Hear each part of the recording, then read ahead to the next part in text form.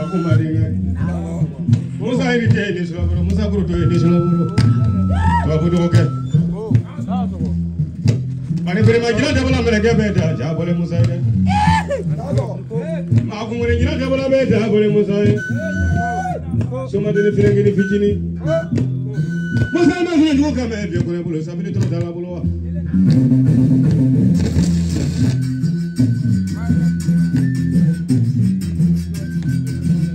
Ada mana jagonya dengan Musa? Kalau kaya tak kurang ni mana? Malam ini juga ini kaya dulu apa kalau mana? Lagi perlu lama ni doy. Tiga orang beri semua. Jangan diulang, tiga orang beri lah. Kungri mati nanti tiga orang beri lah. Surah masih rumah kalau tu. Dua orang tiga orang nanti surah masih nanti. Kuasati nanti surah masih nanti. Bani firmati nanti surah masih nanti.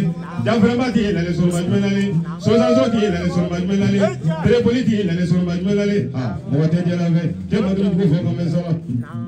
Sukro som berada po beta ko le nyalo sa je Musa ni mo e mana berapa sih ama tu berapa leila namande je Musa mela du ma de kamu ma ye adon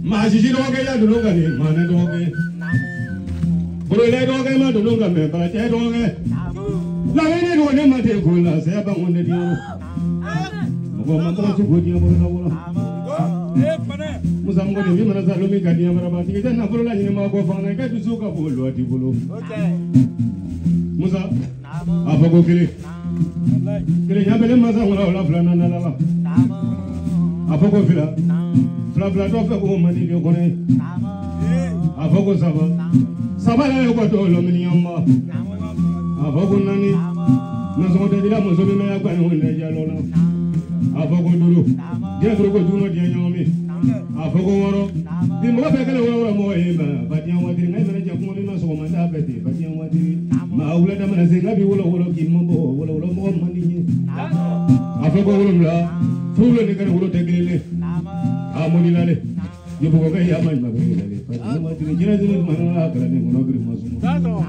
ma ti be ga jalo la dara ne Musa apa ko wolo la Furu ne kan wuro de kele ni de apa ko shegi kama ja yeshe ko isa je Musa ni shu je Musa ko ko no abi jam pale ko la te fa jam mangre de apa ko ta ibana nya mo mi ma obi tam sa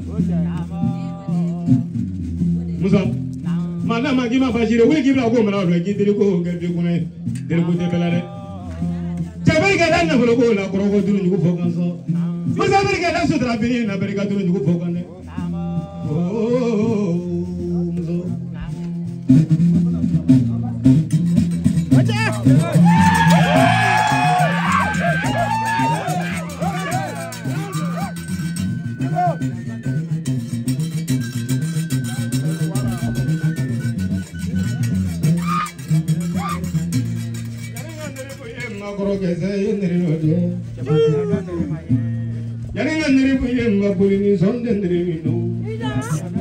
Boleh ni dikit boleh tu korote dikit boleh tu cahaya niri lamemma.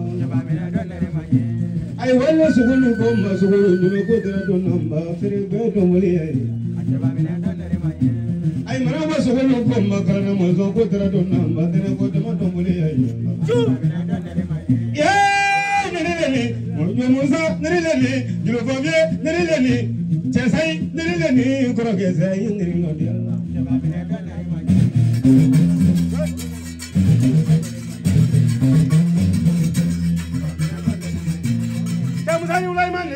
Dia buat itu ada turun mati ini jauh. Musa, yang muka fari juga yang muka fala ini ni meru, ini muka ini ni meru. Yang muka diri juga yang muka fala ini ni meru, ini muka ini ni meru.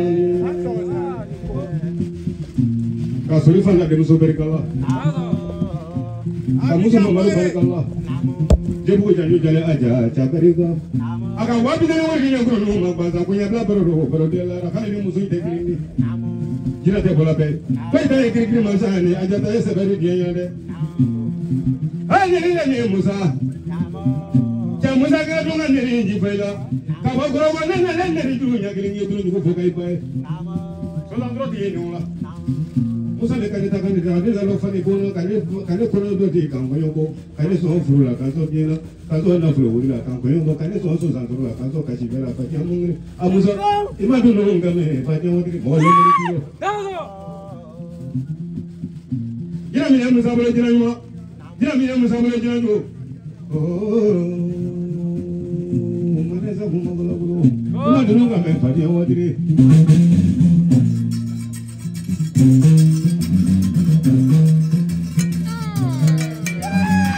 Vado.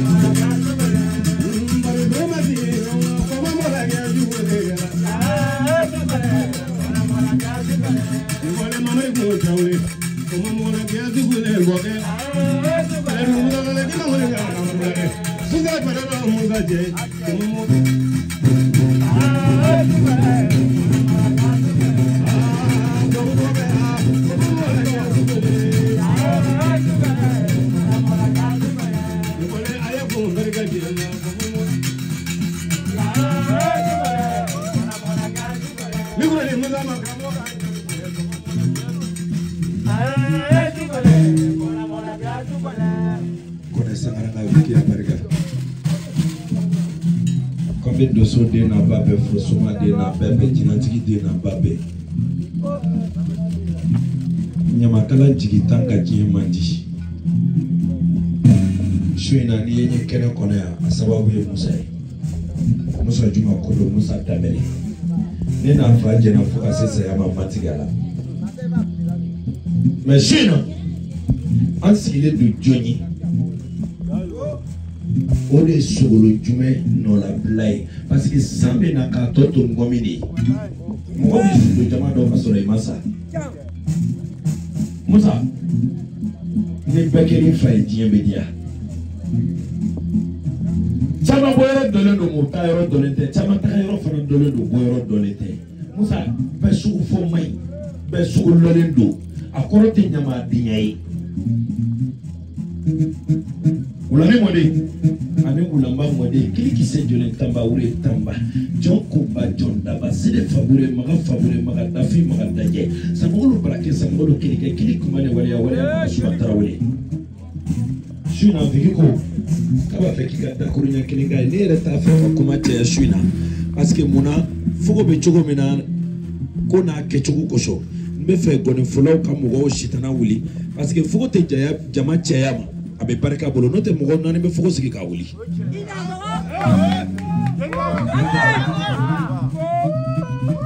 Viki Musa ko kabe jama bela jele fo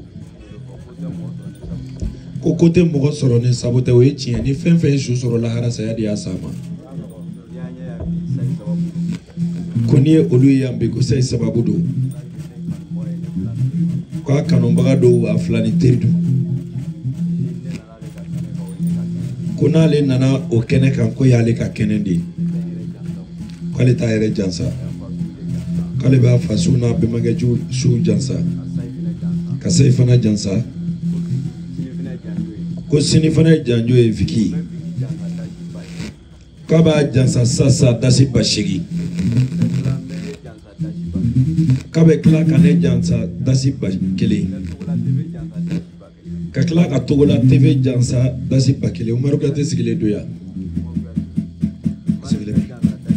kabe Umaru fana jansa dasi bakele kuma nyina Viki ne ma fi mo jama chere te ko do bisika ke o Muyembala ni kono Viki ika basegi fleni atafale fleni abaraka kone ka bakele fleni tugula kilinga bakele oh voilà Umaru ka bakele abaraka